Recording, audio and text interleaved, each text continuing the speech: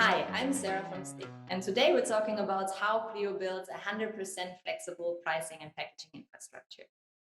Pricing is one of the most effective growth levers of a SaaS business. Nailing it, though, is not just set and forget. Your customers' willingness to pay changes by the product offerings, the market, the competition. In order to effectively hit, expand, and retain your customer base, you need to continuously monitor and update your pricing.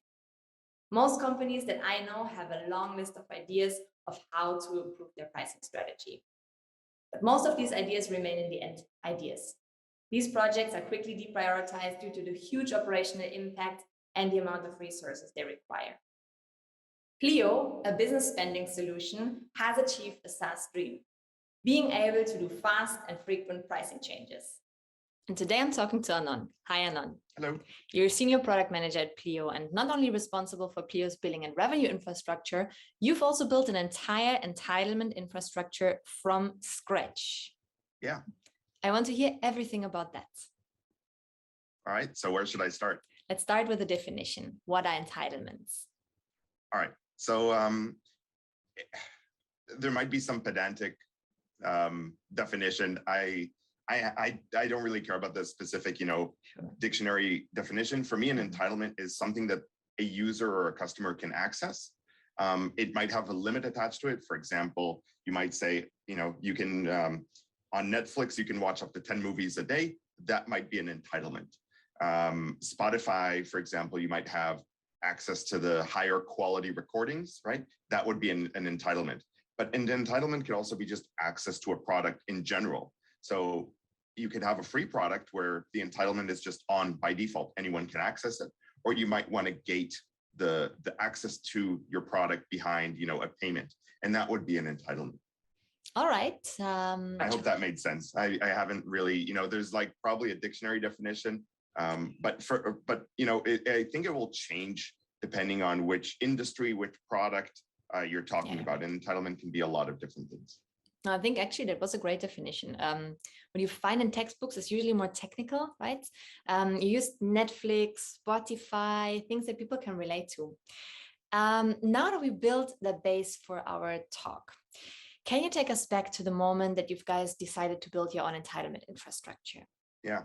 Okay. So it wasn't, I wasn't like doing tons of research and then I thought, oh, we should do this. Something about having the entitlement to our product being tied very tightly to the billing that just kind of felt wrong. It felt very old. It's kind of old fashioned, I think in the old days you would buy a product, right? So you would maybe get a purchase order and you would hand that in, you would get an invoice, you would pay, and then you would get your entitlement would start. You would get access to the product after you had paid the invoice. And I think that works for some products. It might work particularly in enterprise. But we need a little bit more of an kind of immediate feedback loop. I'll give you an example of what I mean. We would have customers who would want to upgrade their plan from a kind of low tier to a higher tier. And the way that our billing system worked at the time is it would batch those overnight because we didn't want to make frequent changes during the day. And so then customers had to wait overnight to get the new features. I just felt that was a pretty bad experience. So what I said was, let's separate those two. We can give customers the better experience. We can give them the added features immediately, and we can update the billing later. We don't have to tie those two together. And that was the original idea, just to say, let us, give us the ability to control what our customers see and feel in a product without having to update a different downstream system, in this case, billing. That is no longer the case. We don't do those batched updates anymore. But at the same time, we also really wanted the ability to kind of do more. And as we were thinking about this problem, I wasn't doing it myself. I have a team of engineers. We were thinking about this problem. We said, oh, we could actually really play around with not just pricing, but with also feature entitlements. We could see different markets with different features. Right. They don't have to be tied to the plan. So the same plan, which we would, let's say, call, our gold plan, it could have different features in different regions. And that's why we decided to build this as an entire kind of entitlement service, really. Wow. Anon, you've mentioned a ton of things that I want to talk with you about in this chat, but let's do it step by step. So this whole idea started actually from trying to make your customers' experience better. Yeah, so it started from we were thinking about customers primarily. And now it's one of Pleo's growth tools. Amazing. You even wrote about this on your blog, right? So why do you think SaaS companies should have their own entitlement infrastructure?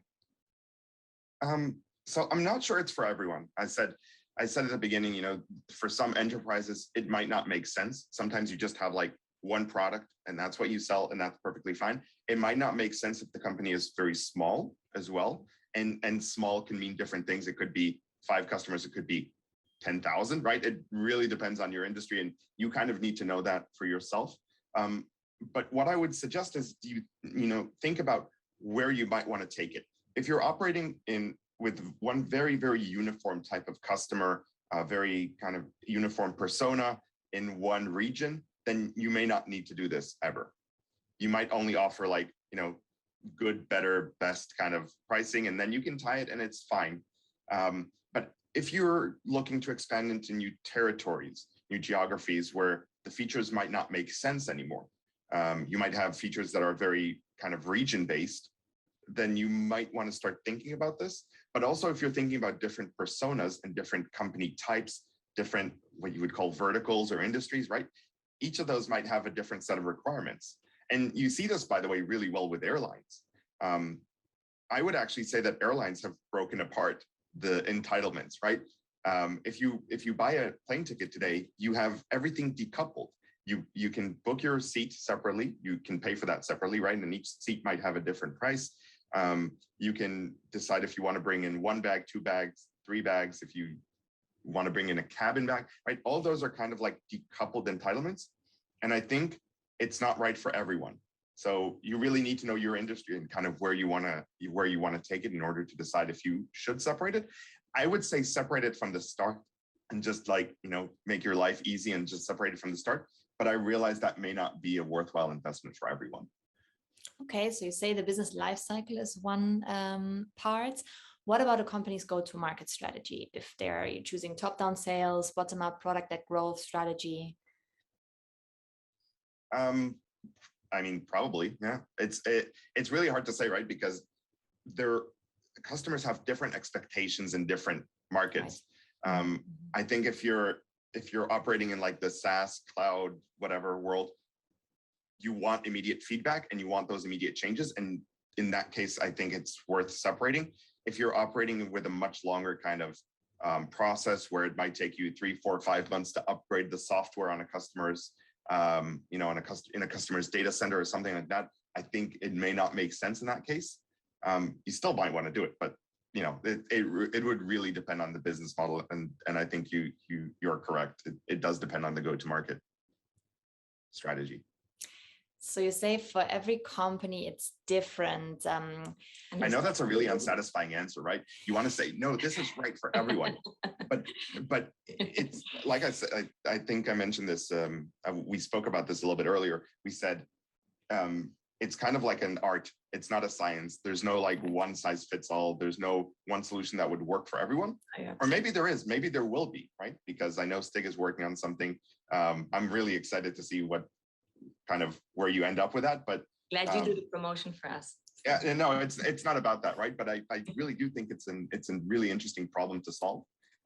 If you can kind of formulate it into, for example, here are 4 common patterns which companies might want to apply to their pricing, to their entitlement strategy, to how they build their product. I think that might be really, really compelling. Interesting. Might be very useful for companies that are just getting started, like a quick start to your pricing strategy. Because you've mentioned it yourself, pricing is an art. It's not just copy paste from your competitors and that's where it stops, right? I think that's the issue. The product and the markets are dynamic, but the pricing is really interesting because it's the first things that customers really look at, I think. Mm-hmm. When they go to the homepage, right, one of the most common routes to go is the pricing page, because you kind of want to understand, what am I getting for a price? It's not so much that they care if it's €8 per month or €9 per month or 16, they kind of want to understand what they get. So a lot of pricing pages actually include entitlements on that page, right? You have like the check mark saying this feature is included, this feature is included, this feature is not included, but you'll find it in our, more expensive enterprise product or something like that. You will see those things. So I think pricing and entitlements kind of drive a lot of decision making for people. Even if it's not the decision being taken at the exact point, it's just to kind of give an understanding of what the company is trying to do. And I think by looking at a company's pricing and the entitlements that they include with those prices, you can learn a lot about their strategy, about what they care about, and really who they're targeting. If a product is really, really cheap, or entirely free, you can kind of understand, which kind of segment they're going after. Whereas if a product is very expensive, you understand, okay, they're probably going for the enterprise market or companies with very deep pockets, right? You can learn a lot by looking at a company's pricing, just the pricing page. Really. Yeah, absolutely. Pricing page is part of the company's business cards in a way. And it also makes sense that it's one of the top visited pages on a website. I always check the pricing page before I go deeper into a tool.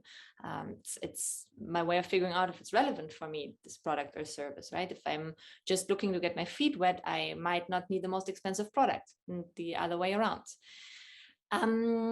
Let's go back again to the infrastructure that you've built for Pleo. From the moment that you've pitched until you've launched the infrastructure, how much time do you estimate this project took you?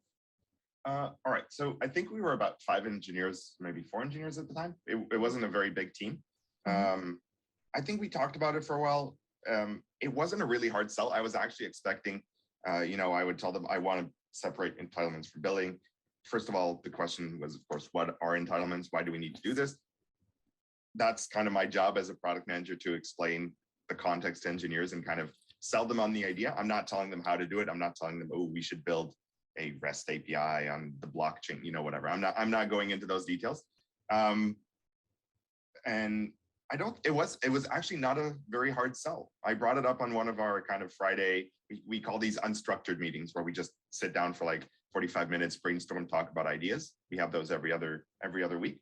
I brought it up in one of the meetings and they were like, all right, let's go for it. Right. I think 2 weeks later, we already had a prototype up and running. It wasn't fully functional yet. It could just about store, a bunch of entitlements, but it wasn't really useful for us yet.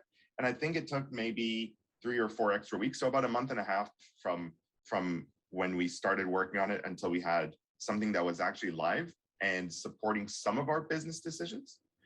So when you would go into the app, it would check, do you have entitlements for these features, yes or no? But it wasn't as fine-grained yet. We took a kind of iterative approach where we said, okay, the first entitlements that we're going to focus on is just, like how many users are allowed on this specific plan or for this specific company, and do they have access to the product, yes or no? That's pretty much what we started with. And then we started adding all of these features kind of one by one as it was necessary. One of the things I actually found really challenging about building this was I didn't know how to set good success metrics for understanding if this was the right thing to do or not. Because I was thinking, okay, I can measure like, are all the other components in our tech stack using this platform, right? Are they making API calls?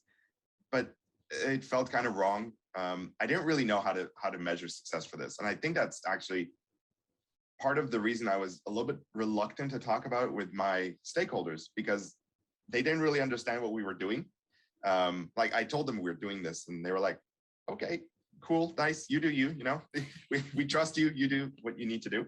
But it was really hard for me to explain how massive this could be for us. And actually, the first time that someone understood this, it was from our market expansion team.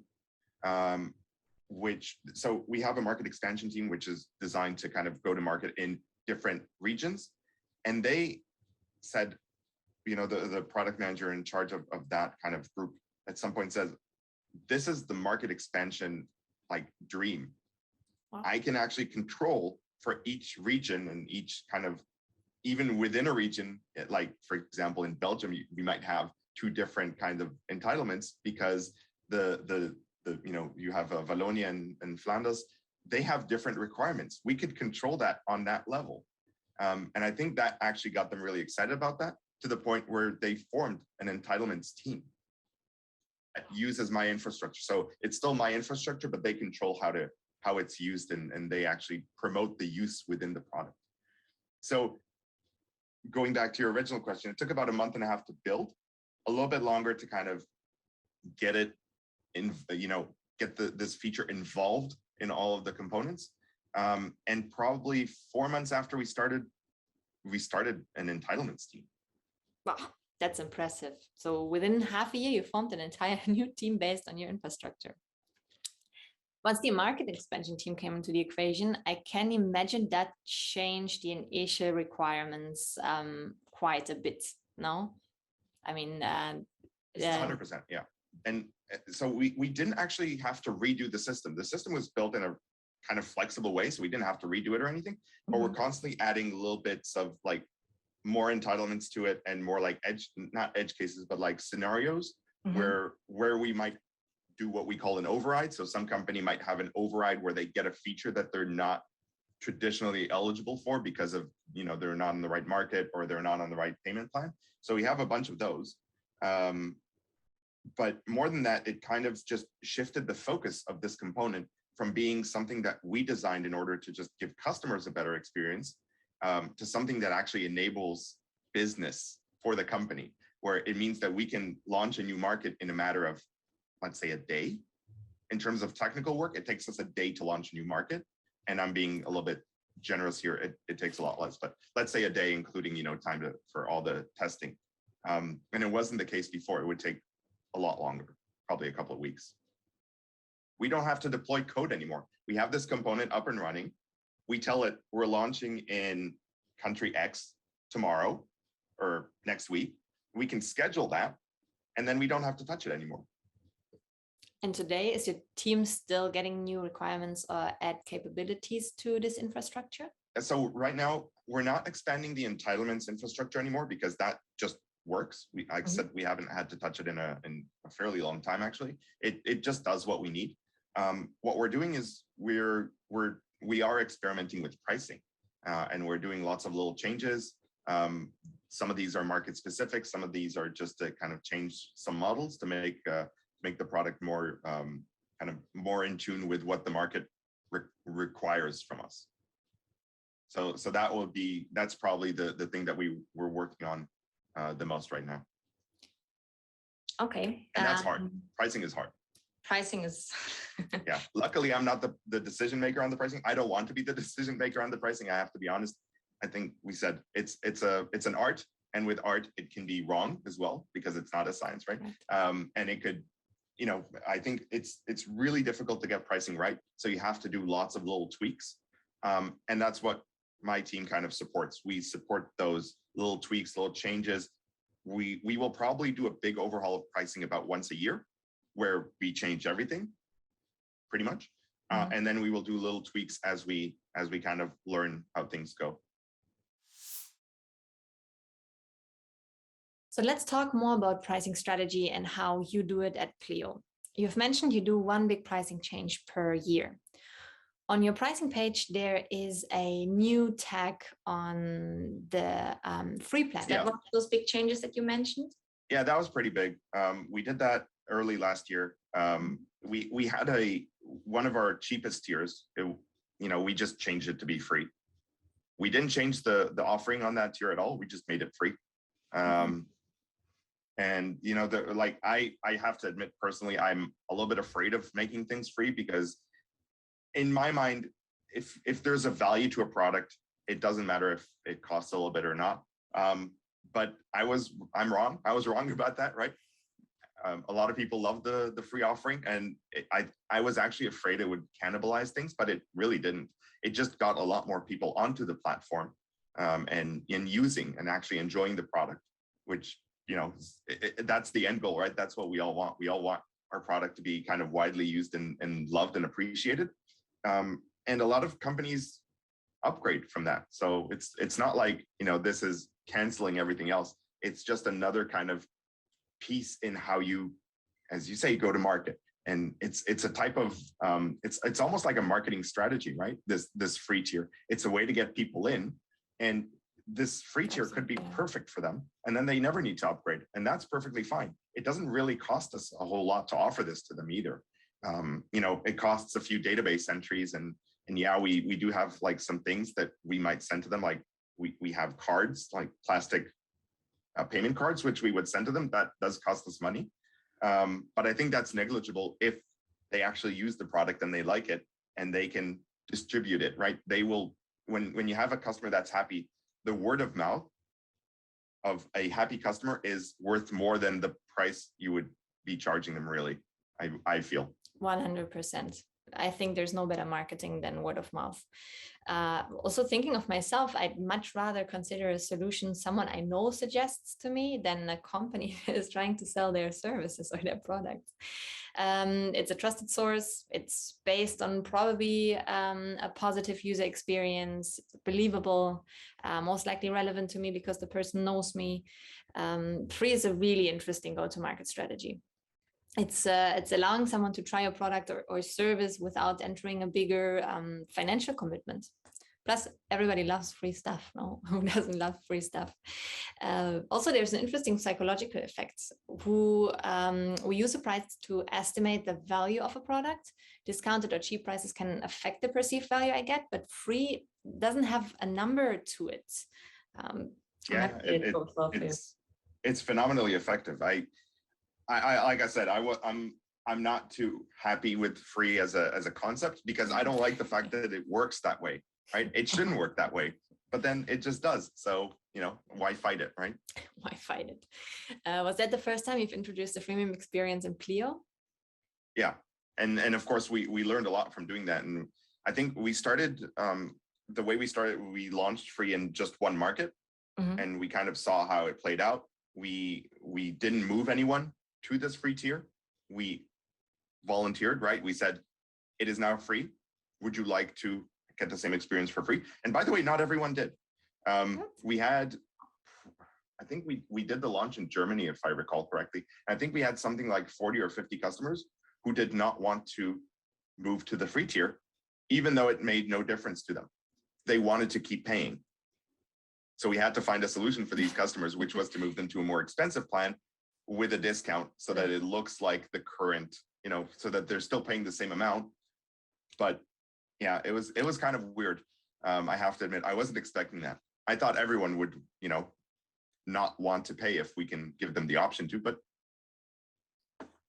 some people. Very interesting. You get all kinds, right? Did you get any feedback why they didn't move plans? There was some feedback. I don't remember it. But there's something to be said about having like a kind of very reliable, consistent invoice coming in every month. I think there's something to do with a commitment, right? When you're paying for something, you feel, okay, this company is now committed to me as well because I'm paying them, right? I think it might have something to do with that. There's some kind of reassuring thing where you say, okay, I'm paying for this. I will get good service because I'm paying for this. And I understand that I can actually get behind. Yeah, definitely. Me too. Definitely understand. So when you've introduced freemium last year, you introduced a completely new pricing model in your strategy. Looking back, which departments or which team members had to be involved when rolling this change out? Usually such a massive change means all hands on deck, no?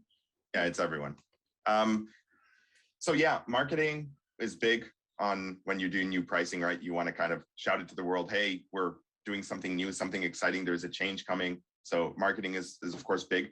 I think for a lot of people in sales, account executives and customer support, they were actually a little bit afraid of what this free plan would mean. Salespeople, of course, are worried that they won't be able to sell if there's a free tier. But I think once you think about it a little bit differently, you say, okay, the free tier is actually your way in. You don't have to schedule it. You don't necessarily have to schedule a demo. You don't have to, tell them about all the great things. They can just try it for themselves. And once they try it, and they can either decide to stay on free and then no further action needed, or you could upsell them, right? And an upsell motion is very different from the traditional selling motion, where you're just like cold calling someone and asking them, hey, I want to show you my product. Let's schedule a time. I'll bring in the suitcase with all the product features. It's very different, right? And it's very different from the marketing perspective as well, because it really drives down the cost per lead. So it like changes everything. You also have to change what you consider a customer, because before, when we had, paying customers only, it would be very easy to see when a customer was using, because once they stop paying, they've stopped using. With free, you don't really have that. And then you have to kind of understand, how do you push customers to use the product again in case they've kind of stopped. And you can't see that from just the billing or just the invoices anymore. You have to start tracking a lot more things. Luckily, the company already had all of that in place. So it wasn't like a massive change, but it was still something we had to think about, to say, okay, how do we know if a company is churning? What are the risk triggers? That kind of changed a lot of the perspective. Many things to take into account. Did you see a change in your churn rate? Not really, actually. A little bit. So for a lot of companies, instead of just shutting down their account, we could tell them, hey, move to free for a while, see if, if you don't need it, then just shut it down eventually. But you don't have to shut down your account now. You can downgrade to the free plan, and you can come back whenever you want and upgrade again. So I think that does affect in terms of finances, it's still churn, because you've lost your recurring revenue. It went from, let's say, 50 euros to 0 euros, right? Because they've gone from paying to not paying. But from a customer perspective, they haven't churned. They haven't completely abandoned your product. So it depends what we call churn. There's, of course, multiple definitions, and everyone has their own opinion on what constitutes churn. Pricing changes is a pretty loaded term. It's often associated with a big change in strategy, like you at Pleo introducing a freemium model for the first time, or we think in a big jump in the price. But pricing changes can also be small tweaks, or not at all connected to the actual price on the plan. Can you share a few examples of pricing iterations at Pleo? Yeah. So an example of a pricing iteration could be, as you say, a massive thing where you just rip out all your prices and you put in new prices. Let's say you had, good, better, best, like three different product tiers. You might go to 4. You might add a 4th or a 5th. That could be a pricing iteration, right? Another change is, you might say, okay, we no longer allow this feature in this tier. That's going to be a paid feature. You might have to pay per use. That could be a pricing iteration where you're only monetizing one additional feature. A pricing iteration might be you're slashing prices, or you're doubling prices, right? All of those I would call those pricing iterations. For us, what we're always we're launching new features all the time. I think every time we launch a new feature, which could almost be considered its own product. So when I say feature, I don't mean like one team working on like a small change. I'm talking about a big project, something that, 1 or 2 or 3 product teams kind of worked on for a few months to get it up and running. Every time we launch one of those, I think we have to reconsider our pricing, because we've added value, or we hope we've added value, right? And we need to test that. So we might want to launch that feature without charging anything for it. We just include it on all the plans. We just see how it plays out. But once it reaches a certain stage of adoption, we have to consider, are we going to monetize this? Is this something that's it's so core to our experience that we wouldn't want to monetize it, that it's just included with everything? Or is this kind of something that only a specific industry would be interested in? And there's this little play here, because on the one hand, you want to deliver the most value to customers, but on the other hand, you're working for a company that's trying to make money, of course. Otherwise, you're not going to be in business for very long. The VC money can only hold you for so long, right? So you need to monetize it. You need to be able to charge for it, especially if it costs you money to develop, or if it's costing you money to support. So you always have to be on top of things. You always have to understand, how much did you invest in this? How much are you investing in the long run? And what is a reasonable, what is the value of this for customers? Because I think if there's a feature that has value, then customers will pay for it. It doesn't, we're not talking about charging, hundreds of thousands of dollars for a small feature, but it might make sense to say, the first 5 every month are free. Make a feature up. The first 5 uses of this feature are free per month. After that, we're going to charge you money because it costs us money to operate this feature. So those, I think we have to constantly be looking at those. And that's just our own product, just our own platform kind of on an island.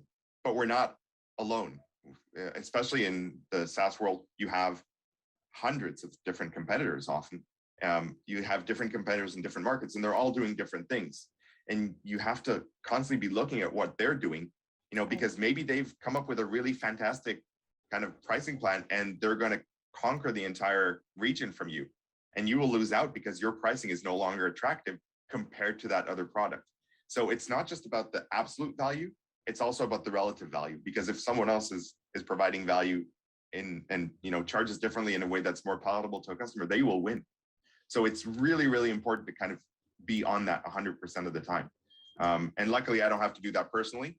We have a CRO, and he's got a dedicated team working on that. So they're doing a tremendous job at not just planning and understanding what everyone else is doing, but also with designing our own pricing strategy. So that was a very long monologue about you have to be constantly, you have to be vigilant. You have to always look at your own product and at other products. Wow, Arnon, that could be a beautiful, too long, didn't read summary of our conversation today. Long monologues? No. So I fully agree, a successful pricing strategy cannot be built in its own little bubble. It has to survive in a dynamic market. So that has to be taken into account. Now, a topic for a potentially heated conversation. Who should own pricing in a company? And I guess we want to look at that more granularly, taking factors like business cycle, business life cycle, and company size into account. What's your take? Yeah, that's a really hard question, right? I guess it depends where the competencies are. So because pricing is everything, as we said, it's a go-to-market strategy. It tells you a lot about the vision of the company, who you're directing it to. It tells you a lot about how you value yourself as well, how you see your features, how well you think you can compete with other products and the other offerings on the market. So it has to be a combination. And I think it's worth having almost like a kind of, in the end, most companies have a board and they will want to decide what the revenue looks like for the next year. So pricing has to report to the board to some degree. You have to get an approval to, you're saying, I'm launching a free tier, I'm going to slash my revenue targets this year because of that the board will definitely want to know about that, right? So it has to be a relatively high up kind of function. You will need executive sponsorship from the leadership of the company to do this. So it's worth having kind of like a core group, which is relatively high level and has visibility into, where the company is going, what are the North Star metrics for the company for the next 2-3 years, what are the profitability goals, what is the market, what does the marketing look like, right? So you kind of need someone who spans those different areas in the company. But then the people who actually do it, they don't need to be in that group. They don't need to be that high level. In the end, the people who are actually deploying the pricing changes at Pleo are engineers. And they're not they're not C-levels. They're not reporting to the board directly. So at least at Pleo, we have our CRO who's managing this process, and everyone's involved. We have product marketing involved. We have marketing. We have sales operations. Everyone's kind of involved in making sure that what we're doing makes sense. There's an important topic that we didn't touch on until now in this conversation, and that's how do you even issue a quote or a contract? Because not everyone is, working on a pay-as-you-go kind of approach. Sometimes you want a customer to commit to you to a year, and sometimes you're willing to give them, professional services, you might be doing some special integrations for them, you might be developing custom features even. In that case, you might want a contract. That needs to play into that as well. So how you what we call, configure, price, and quote a deal is massively important as well. So if you have sales operations or you have this kind of RevOps group, that group also needs to be involved. It might not be the deciding group on the pricing, but it definitely needs to be consulted. So I think in the end, to recap, you need someone who's responsible, and I would put that on a person who's very, very high ranking in the company. Mm-hmm. And then you can have like different groups consulting and advising. And in the end, you have someone who's responsible for actually making the change. And that would probably be engineers or a product team or a few product teams. And in Pleo, rolling out those pricing changes, that's where your infrastructure plays a big part, right? Among others, yeah. You need to think about more things, because if for example, if you add a new feature, you might want to gate that feature, right? You don't want everyone to be able to access it, but you still want to plan a way for a user to upgrade to access that feature. So you might need to plan upgrade and downgrade paths.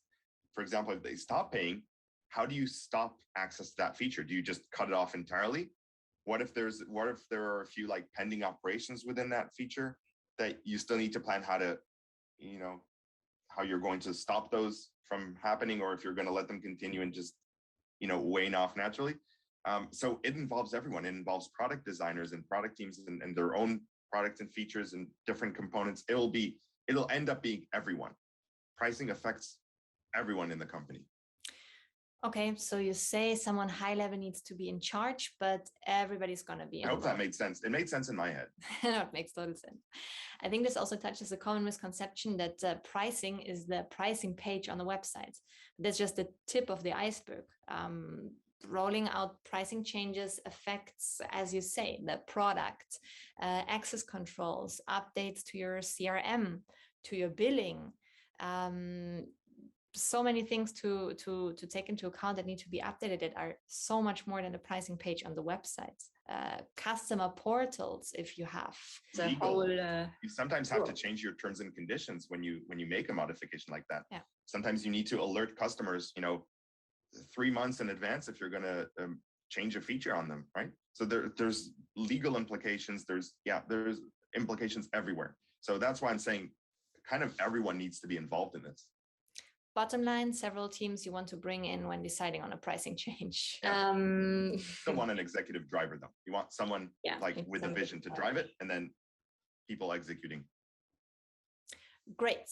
So we've got our team together. Let's say someone in the audience right now follows our conversation. They haven't done any pricing iterations yet, still have their initial model, but now they want to get started testing and tweaking their pricing strategy. What do you suggest? Where should they get started? What do they need to think about? Yeah, so it depends who's asking, right? If it's an engineer asking, then you just need to know, right? You need to know if that is even possible with your system. That's a very basic kind of, it's a heavy question, but it's kind of easy to understand. The higher up you are, the more you need to understand that everything will have to change every time you make it. Not everything, but everyone is affected when you make an iteration. So as you say, changing it on the website is just the tip of the iceberg. You need to make sure everything matches up with that. And it's very easy for us. If you look at some websites, they'll tell you, to change a feature, you just drag it from here to there and everything changes. It's never that simple. It's only that simple if you plan for that ahead of time, which most companies have not. So getting started with pricing iterations means you need to understand what parts will be affected when you make that change. If you're just changing the pricing like from €6 to €5, probably not that much needs to change.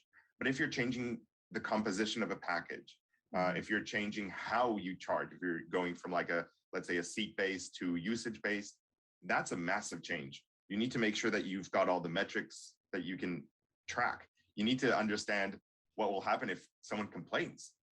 Right? You need to think about the after sale as well. Let's say you made the change, you started billing customers in a new way, and they complain now.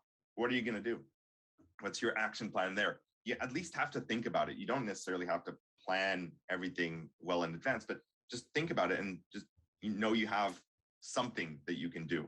I would say in the end, it's not that scary. There are a lot of moving parts to this, yes, but it's not that scary. And the more you do it, the more you kind of build that muscle, and you will be able to do it more frequently. So the first one is going to be hard, 100%. Any change you make is going to be hard. There's going to be a lot of things that break, but you will be so much better off by learning what those things are, and you will be able to make more iterations. So the first thing is probably start small. Start with something relatively minor, something that you're okay with being proven wrong about. Like, let's say, I think for us, the free tier was mostly an experiment. That's why we started in Germany specifically, in one market. We were okay to be proven wrong about it. We went into it not knowing if it would work, and we said if it doesn't work, we can always just go back to what we had before. Not a big deal, and we will have learned from that. So that would be my suggestion. Start small, understand that things will break and things will fail, and be prepared to learn from that. The lessons you learn from these things are the most valuable thing you can pick up, because you don't know how your product will react. You don't know how your customers will react to changes. And it's impossible to say without running those little experiments. All right, last question. For the engineers in our audience, what are key challenges or learnings that you can share with somebody who is thinking of building their own entitlement infrastructure? That's hard to say. For us, our billing system is rather complex. It's built up of at least two components that I will mention. One of them is our own internal billing system, and the other one is Stripe. So we use Stripe as an external billing scheduler. We have already augmented Stripe with additional capabilities. So we can pretty much do anything that the business requires us to do. We can invent new hybrid billing models that only update quantities every 5th day and multiple. We can do all these kinds of math things outside of Stripe. But I think for a lot of companies, they will probably just use Stripe or ChargeBee or Zuora. There's a whole bunch of different kind of billing products. They will use them a lot more in a maybe stock configuration without having built a lot of business logic on the outside, in which case I would suggest you stick to what those products have to offer and don't try to do something too crazy. The reason is those products have already kind of boiled down most models into a relatively small subset of predictable, easy to understand pricing models. I would say stick to those. As the business will always have an appetite to do weird hybrids and weird things. And as engineers, that hurts, because then you have to build all that logic outside. And if you're doing that for the first time, that will be exceptionally painful.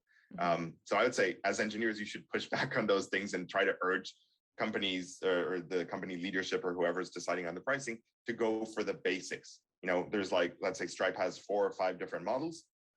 You should be able to come up and say, what you're asking for is kind of like this. What if we made a small change and made it exactly like this?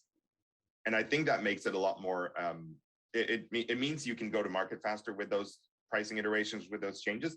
And it means you will have less work to support it in the long run. So I would strongly urge you to kind of understand what models your billing system supports and offer one of those.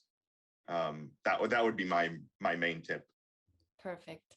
Thank you very much, Arnon, for sharing your insights with us today.